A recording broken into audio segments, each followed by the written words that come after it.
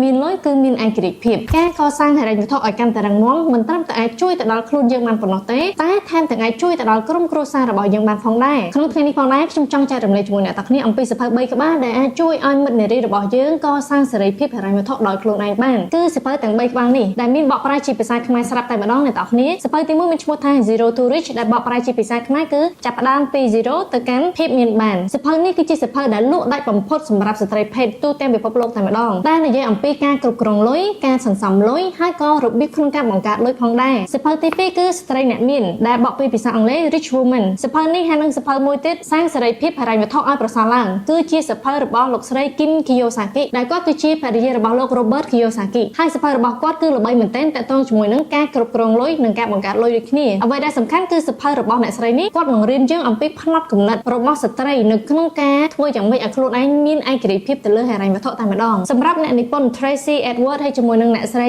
Kim Kiyosaki ពួកគាត់គឺសុទ្ធតែជាអ្នកជំនាញតាក់ទងជាមួយនឹងហិរញ្ញវត្ថុហើយពួកគាត់គឺសុទ្ធតែជាមនុស្សស្រីអញ្ចឹងគាត់យល់អំពីចិត្តសាស្ត្រមនុស្សស្រីច្បាស់គាត់ដឹងអំពីស្ថានភាពរបស់មនុស្សស្រីមិនថាជាស្ត្រីមេផ្ទះឬក៏ជាស្ត្រីដែលធ្វើការនោះទេអញ្ចឹងសៀវភៅរបស់ពួកគាត់គឺចូលស៊ីជម្រៅមែនទែនទៅក្នុងបរិបទរបស់មនុស្សស្រីដែលមិត្តនារីទាំងឡាយអាចយកទៅសិក្សានិងអនុវត្តបានកាន់តែល្អតែម្ដងអញ្ចឹងអ្នកទាំងអស់គ្នាអាចស្វែងរកសៀវភៅទាំងនេះបាននៅហាងសៀវភៅ Cleo ដែលមានទីតាំងនៅខាងក្រៅ Eon 2 Borei The Premier Land South ច្រកទី2ឬក៏អាចតាក់ទងទិញបានតាម page Cleo Cafe នៅហាងសៀវភៅដែល free សេវាកម្មដឹកជញ្ជូនសម្រាប់ការទិញ3ក្បាលនេះតែម្ដងអញ្ចឹងអ្នកទាំងអស់គ្នាអាចកសាងហិរញ្ញវត្ថុរបស់ខ្លួនឯងឲ្យកាន់តែរឹងមាំឬក៏អាចជួយឲ្យស្ត្រីទាំងឡាយដែលអ្នកទាំងអស់គ្នាគោរពស្រឡាញ់បានតាមរយៈការអានសៀវភៅទាំងអស់នេះនាងខ្ញុំ Jessie ជួបគ្នានៅវីដេអូក្រោយ